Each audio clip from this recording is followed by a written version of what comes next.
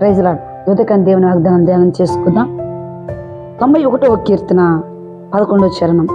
నీ మార్గములన్నింటిలో నిన్ను కాపాడుటకు ఆయన నిన్ను గురించి తమ దూతలకు ఆజ్ఞాపించును. దేవునికి మహిమ కలుగును గాక. ఉదయకాలం ప్రభు వాగ్దానం ద్వారా మనతో మాట్లాడుతున్న మాట చూడండి. నీ మార్గం అన్నింటిలో నిన్ను కాపాడుటకు నిన్ను గురించి ఎవరికి ఆజ్ఞాపిస్తాడు తెలుసా? తమ దూతలకు ఆజ్ఞాపిస్తాడు. కింద వచనాలు చూస్తే అంటాడు, నీ పాదముకు రాయి తగులుకున్న వారు నిన్ను ఎత్తి పట్టుకుంటారు. దేవునికి మహిమ కలుగును గాక. యువతకాలం దేవుడు వాగ్దానం ద్వారా మాట్లాడుతున్నాను. నువ్వే మార్గములు వెళ్ళినా, సహోదరుడు ఏ పని మీద నువ్వు బయలుదేరినా దేవుడు నిన్ను కాపాడును గాక. నీ చేతి పని అన్నింటిలో దేవుడు తోడై ఉండి నిన్ను కాపాడును గాక. నీ మార్గంలో దేవుడు తన దూతలను కావిలిగా ఉంచి నిన్ను కాపాడును గాక. యువతకాలం వాగ్దానం ద్వారా మాట్లాడుతున్నాను. ఏ సహోదరుడు 91వ కీర్తన 11వ చరణంలో చూడండి. ఈ మార్గములన్నిటిలో నువ్వే మార్గంలో ఎక్కడికి వెళ్తున్నా, ఏ పని మీద వెళ్తున్నా, ఉదయం మొదలుకొని సాయంత్రం మటుకు కూడా దేవుడు నిన్ను కాపాడును గాక. ఇశ్రాయేలుని కాపాడువాడు కునుకడు నిద్రపోడని దేవుడు సెలవిచ్చిన దేవుడు అండి అంటున్నాడు కదా. కింద వచనాలు కూడా వారు నీ పాదములకు రాయి తగలకుండా నిన్ను ఎత్తి పట్టుకుంటారు. దేవుడు ఆజ్ఞాపిస్తాడు దేవదూతలు. ఎంత గొప్ప వాగ్దానం కదా.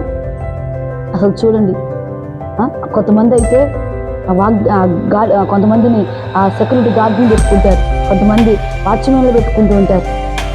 వారందరూ కూడా కునికి నిద్రపోతారేమో. హల్లెలూయా.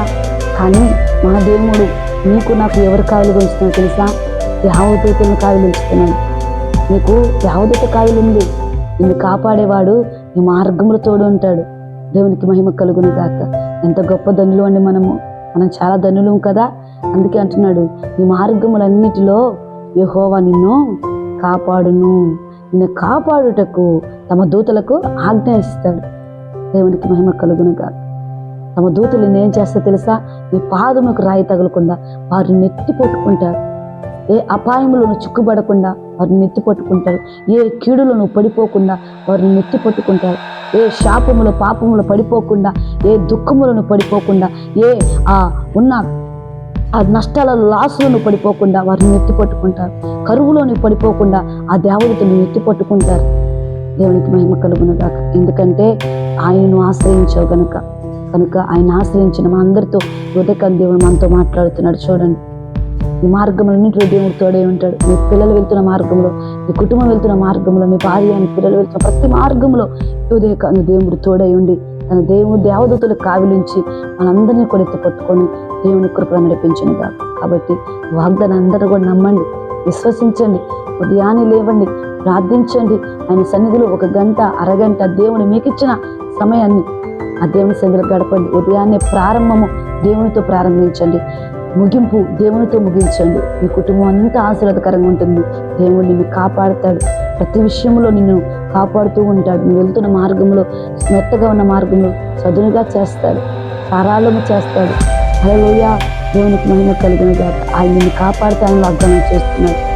ఏ బాధలో ఉన్నా నాకైతే తెలియదు, కానీ ఉదయకాలం ప్రభు నీతో మాట్లాడుతున్నాడు. నిన్ను కాపాడును గాక. నా ప్రభు నీకున్న శ్రమ నుంచి నా దేవుడు తప్పించి కాపాడును గాక. నీకున్న ప్రతి అవమానం నుంచి నా ప్రభు తప్పించును గాక. దేవుడు గొప్పగా మాట్లాడుతున్నాడు. ఈ వాగ్దానాన్ని మీరు నమ్మండి. నిన్ను కాపాడువాడు కునుకడు నిద్రపోడు. ఈ మార్గములో దేవుడు తోడై ఉంటాడు గనుక ఈ వాగ్దానం నమ్మండి. అందరూ కూడా దేవుని సన్నిధిలో ప్రార్థించు. నీకున్న కష్టమంతా కూడా ఆయన తొలగించి నిన్ను కాపాడి రక్షించి దేవదూతలకే ఆజ్ఞ ఇచ్చును గాక. ఆమె ఇచ్చిన వాక్యం మీ పట్ల, మీ కుటుంబం పట్ల నీరు కట్టి ఫలింపచేసి నెరవేర్చును గాక. ఆమె. Praise lord.